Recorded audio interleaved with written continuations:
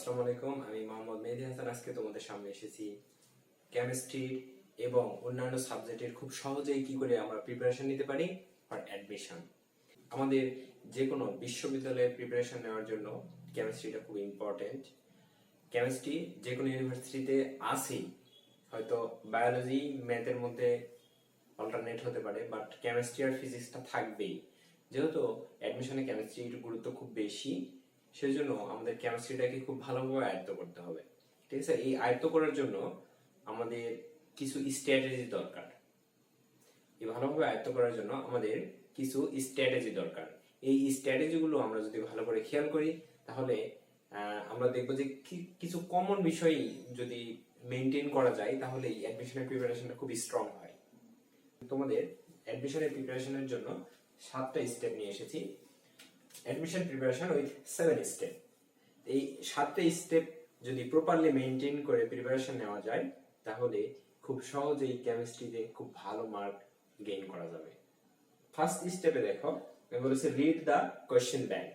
তুমি যদি question bank সম্পর্কে জানো, যারা বিশ্ববিদ্যালয়ে প্রিপারেশন নেবে তারা Dhaka university, Rajshahi university, Chittagong university, Khulna university, এই বিভিন্ন ইউনিভার্সিটির কোশ্চেন গুলো তোমাকে দেখতে হবে যে এই ইউনিভার্সিটি গুলোতে কোশ্চেন কিভাবে হয়। কোশ্চেন একটা এক এক ইউনিভার্সিটি এক একটা প্যাটার্ন আছে কোশ্চেন, অথবা চ্যাপ্টার ওয়াইজ অথবা টপিক ওয়াইজ কেমন ভাবে কোশ্চেন হয় সেইগুলো সম্পর্কে জানতে হবে। আমরা এই জন্য বলি, কেউ যদি কোশ্চেন ব্যাংক সম্পর্কে আইডিয়া রাখে, তার প্রিপারেশন 40% ডান। তাহলে এটা কিন্তু খুবই গুরুত্বপূর্ণ। ঠিক আছে, তারপরে আমি বলেছি যে ইম্পর্টেন্ট টপিকের লিস্ট করতে হবে। যদি ইম্পর্টেন্ট টপিক, আমরা যদি কেমিস্ট্রি খেয়াল করি, ইম্পর্টেন্ট টপিকের লিস্ট কি হবে, তোমরা চ্যাপ্টার ওয়াইজ লিস্ট করতে পারো অথবা ঢালাও লিস্ট করতে পারো। তবে চ্যাপ্টার ওয়াইজ লিস্ট করলে তোমাদের প্রিপারেশন নিতে সুবিধা হবে যে হ্যাঁ, এটা এই টপিকটা এই চ্যাপ্টারে আছে। এই জন্য লিস্টটা করবা চ্যাপ্টার ওয়াইজ। চ্যাপ্টার ওয়াইজ লিস্টটা করবে। যেমন তোমাকে যদি বলি গুণগত রসায়নের ইম্পর্টেন্ট টপিক গুলো কি, যেমন আমি উদাহরণস্বরূপ বলছি, 1 নম্বর আছে কণিকা সমূহ। কণিকা, কণিকাগুলো কি কি আছে? যেমন আমরা জানি কণিকা 3 প্রকার, স্থায়ী, অস্থায়ী আর কম্পোজিট। স্থায়ী কণিকা কোনগুলো, অস্থায়ী কণিকা কোনগুলো, কম্পোজিট কণিকা কোনগুলো? কম্পোজিট কণিকা থাকলে পরমাণু কি ধরনের পরিবর্তন ঘটে, স্থায়ী কণিকা তো থাকবেই। আর পরমাণুতে বিভিন্ন স্থায়ী কণিকাগুলোর সংখ্যা নির্ণয় করা, এই ধরনের কোশ্চেন গুলো কিন্তু কণিকা থেকে আসে। তারপর 2 নম্বর আমরা বলি কোয়ান্টাম সংখ্যা।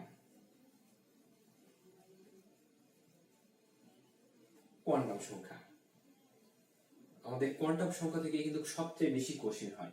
এটা কিন্তু খুবই ইম্পর্টেন্ট। বিভিন্ন ইউনিভার্সিটি দেখলে দেখা যাবে যে কোয়ান্টাম সংখ্যা থেকে ঘুরে ফিরে বিভিন্ন ভাবে কোশ্চেন হয়, কারণ কোয়ান্টাম সংখ্যাটা খুবই গুরুত্বপূর্ণ। তারপরে আমরা যদি বলি আয়ন শনাক্তকরণ।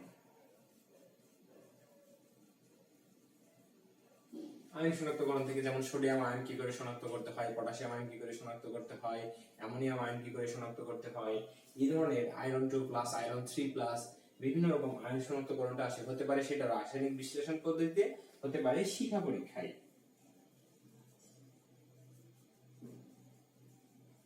হতে পারে শিক্ষা পরীক্ষায়। তাহলে বিভিন্ন ভাবে এই কোশ্চেন গুলো আসতে পারে। তো এরকম আমরা যদি লিস্ট করি, তাহলে দেখবো যে 120 থেকে 130টা আমাদের ইম্পর্টেন্ট টপিক আছে। ধরে নিলাম আমাদের 130টি ইম্পর্টেন্ট টপিক আছে। 130টি ইম্পর্টেন্ট টপিক আমাদের যদি শেষ করতে পারি, তাহলে আমাদের প্রিপারেশন 90% আমাদের ডান হবে। আর 10% প্রিপারেশন থাকবে আউট অফ দিস টপিক। এই টপিকগুলো ছাড়া যে অন্যান্য টপিকগুলো আছে, সেখান থেকে মাত্র 10% কোশ্চেন হবে। তোমরা এখন বলো 90%টা বেশি গুরুত্বপূর্ণ না 10%টা বেশি গুরুত্বপূর্ণ? কারণ এই 90% থেকেই কোশ্চেন সবচেয়ে বেশি হবে। তোমরা যদি এই 130টা যে টপিক থাকবে, এই 130টা টপিক যদি খুব ভালোভাবে পড়তে পারো, তোমরা 90% নাম্বার এটেইন করতে পারবে।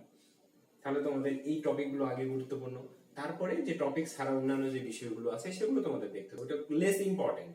এই অ্যাডমিশনের জন্য তোমাদের 2টা ফ্যাক্টর কাজে লাগে। একটা, কোনগুলো পড়বো কোনগুলো পড়বো না এটা আইডেন্টিফাই করতে হবে। দ্বিতীয়টা হচ্ছে সহজ টপিকগুলো, অর্থাৎ সহজ কোশ্চেন কখনো ভুল করা যাবে না। তোমরা যদি বুঝতেই না পারো কোনটা গুরুত্বপূর্ণ কোনটা গুরুত্বপূর্ণ নয়, আর যাদের সহজ কোশ্চেন ভুল করার টেন্ডেন্সি থাকে, তাদের চান্স ফর প্রবাবিলিটি সবচেয়ে কম। ঠিক আছে, এজন্য সহজ কোশ্চেন কখনো ভুল করা যাবে না। তারপরে এটাকে আমরা স্টেপ 2 বলছি। স্টেপ 3 তে বলছি সেট এ ডেডলাইন।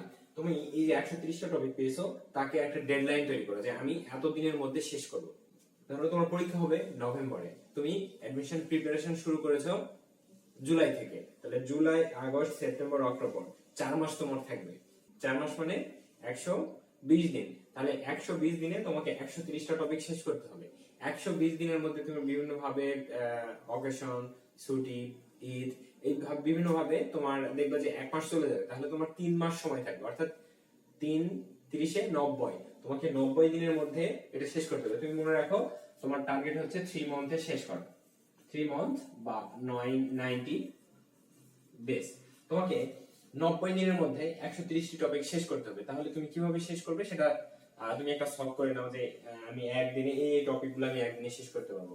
যেমন কেউ যদি ইচ্ছা করে কোয়ান্টাম সংখ্যা একদিনে পড়লো, 1 দিন 1 ডেজ, আর কণিকা আর হলো আয়ন শনাক্তকরণ, শিখা পরীক্ষা, এগুলো মিলে একদিনে শেষ করতে পারবো। এগুলো একদিন। তার মানে এমন কিছু টপিক আছে একদিনে 5টা পড়া যাবে, আবার এমন কিছু টপিক আছে একদিনে একটা পড়া যাবে। এই যে টপিক যখন বিভিন্ন সাবজেক্টের টপিকগুলো আমরা যখন লিস্ট করব, তখন আমি কেমিস্ট্রির 2টা টপিক পড়লাম, ফিজিক্সের 2টা টপিক পড়লাম, ম্যাথের 2টা টপিক পড়লাম। এভাবে প্রত্যেক দিন আমি বিভিন্ন সাবজেক্টের থেকে টপিকগুলো যখন শেষ করব, তখন আমার মাথাটাও কুল থাকবে, মাথাটার অ্যাকসেপ্টেন্স বেশি হবে এবং আমাদের মনেও থাকবে বেশি। যখন আমি সারাদিন কেমিস্ট্রি পড়ছি, তখন কেমিস্ট্রিটা কিন্তু কম মনে থাকবে। ঠিক আছে? তারপরে দেখো, পরে আমি বলেছি সেট এ টার্গেট। তোমাকে টার্গেট করতে হবে তুমি দিনে কয়টা পড়বে, যেটা বললাম যে 90 দিনে শেষ করতে হবে 130টি টপিক। তাহলে তোমাকে প্রত্যেক দিন কয়টা পড়তে হবে? আমি বললাম যে 2 topics per day. 2 topics per day মানে তুমি 90 দিন সময়, তোমার 65 দিনের মধ্যেই সমস্ত টপিক শেষ হয়ে যাবে। বাদ বাকি যে তুমি 25 দিন পাচ্ছ, এই 25 দিনের মধ্যে তুমি রিভিশন দিবে। তার মানে তুমি 2টা টপিক একটা দিনে শেষ করার কোনো বিষয় নেই। কেমিস্ট্রি 2টা করে এরকম ছোট ছোট করে যে টপিক 130টি টপিক হবে, তার মধ্যে 2টা টপিক দিনে শেষ করার কোনো বিষয় নয়। 1 ঘন্টা করে সময় দিলে 2টা টপিক শেষ হয়ে যাবে, বাট কন্টিনিউ করতে হবে। আজকে 2টা পড়লে কালকে নাই, পরের দিন খবর নাই, তারপরের দিন খবর নাই, আবার 5 দিন পরে 2টা না, কন্টিনিউ 2টা করে শেষ করতে হবে। কারণ তোমাকে একটা রুটিন মাফিক পড়াশোনা শুরু করতে হবে, তোমাকে রুটিন মাফিক চলতে হবে। তুমি দিনে 2টা করে টপিক পড়বে, এটা তুমি মনস্থির করলে। তারপরে দেখো ডিস্ট্রিবিউশন অফ টপিকস। কোন কোন টপিক গুলো তুমি পড়বে? তুমি তো ঠিক করলে 2টা করে টপিক পড়বো, বাট কোন 2টি টপিক তুমি পড়বে সেই 2টা টপিক তুমি ডিস্ট্রিবিউশন করো, যে এই 2টা টপিক আমি আজকে পড়বো, এই 2টা টপিক কালকে পড়বো। ডিস্ট্রিবিউশন করে নাও। যখন ডিস্ট্রিবিউশন শেষ হয়ে যাবে, তখন তোমার মধ্যে একটা এনার্জি চলে আসবে, তুমি হ্যাঁ I can do that, I will do that, আমি এটা পারবো করতে। ঠিক আছে? আমার দ্বারা এটা সম্ভব। এই যে তোমার যে জোশ, যে এনার্জিটা আসবে, এটা তোমাকে অনেকখানি এগিয়ে দিবে প্রিপারেশনটা আরো স্ট্রং করার জন্য। তারপরে তুমি দেখবে একটা রুল আছে যে আমরা অনেকেই বলি যে আমরা পড়তে চাই, আমাদের মনোযোগ থাকে না, আমরা পড়তে বসি বাট মনে থাকে না, অনেক পড়ি মনে থাকে না। এটার প্রধান কারণটা কি? কারণটা হচ্ছে আমরা আজকে পড়ি, তারপরে আর ওটার খবর নেই, 7 দিন 10 দিন 20 দিনের খবর নেই। একটা ইন্টারন্যাশনাল স্টাডি কেস আছে, এখানে বলা হচ্ছে কেউ যদি প্র্যাকটিস ওই 3-7-21 রুল, কেউ যদি আজকে একটা টপিক পড়ে, সেটা 3 দিন পরে আবার, 7 দিন পরে আবার, 21 দিন পরে আবার রিভিশন দিবে। এই যে নিয়মটা, এই নিয়মকে বলা হচ্ছে 3-7-21 রুল। 3-7-21 রুলটা খুবই ইম্পর্টেন্ট। যারা এই নিয়মটা মেইনটেইন করবে, তাদের ভুল করার সম্ভাবনা সবচেয়ে কম। ঠিক আছে? তাদের ভুল হবে না, কোনো কনফিউশন হবে না, পরীক্ষাতে এইটা না এটা, এইটা না এটা, এরকম কোনো কনফিউশন হবে না। ঠিক আছে? এই জন্য যদি আমরা এই রুলে চলি, তাহলে আমাদের একটা ব্রেনের অভ্যস্ততা তৈরি হয়ে যায় এবং এদের মনে রাখার প্রবাবিলিটিটা বেড়ে যায়। তারপরে আমরা বলছি মডেল টেস্ট। যখন তোমার এই প্র্যাকটিস শেষ হয়ে যাবে, এই নিয়মে প্র্যাকটিস করছো, তুমি একটা টপিক পড়েছো 2 দিন, সেটা আবার তুমি রিভিশন দিলে, আবার তুমি রিভিশন দিলে, তারপরে তুমি যেটা করবে মডেল টেস্ট। স্টেপ 7 এ মডেল টেস্ট দিতে হবে, যে একটা সাবজেক্ট শেষ হয়ে গেল, তাহলে আমি এই সাবজেক্টের উপরে মডেল টেস্ট দেই। ইউনিভার্সিটি প্রিপারেশনের বিভিন্ন গাইড আছে, ওখানে দেখবে মডেল টেস্ট লেখা থাকে, সেটা চ্যাপ্টার ওয়াইজ থাকে অথবা সাবজেক্ট ওয়াইজ। তোমরা দেখবে সাবজেক্ট ওয়াইজ এর মডেল টেস্ট পাওয়া যায়। যখন তোমার সব সাবজেক্ট এভাবে প্রিপারেশন শেষ হয়ে যাবে, তোমাকে প্রচুর মডেল টেস্ট দিতে হবে। ঢাকা ইউনিভার্সিটির অনুরূপ মডেল টেস্ট দেওয়া যায়, রাজশাহী ইউনিভার্সিটির অনুরূপ মডেল টেস্ট দেওয়া যায়, বুয়েটের অনুরূপ মডেল টেস্ট দেওয়া যায়, রুয়েটের দেওয়া যায়, মেডিকেলে দেওয়া যায়। এই জন্য মডেল টেস্টটা খুবই গুরুত্বপূর্ণ। মডেল টেস্ট দেওয়ার উপকারিতা 2টা। তোমার কোথায় এত প্রিপারেশন নেওয়ার পরেও তোমার কোথায় ল্যাক হচ্ছে এটা বুঝতে পারা, কোথায় তুমি ভুল করছো এটা বুঝতে পারা।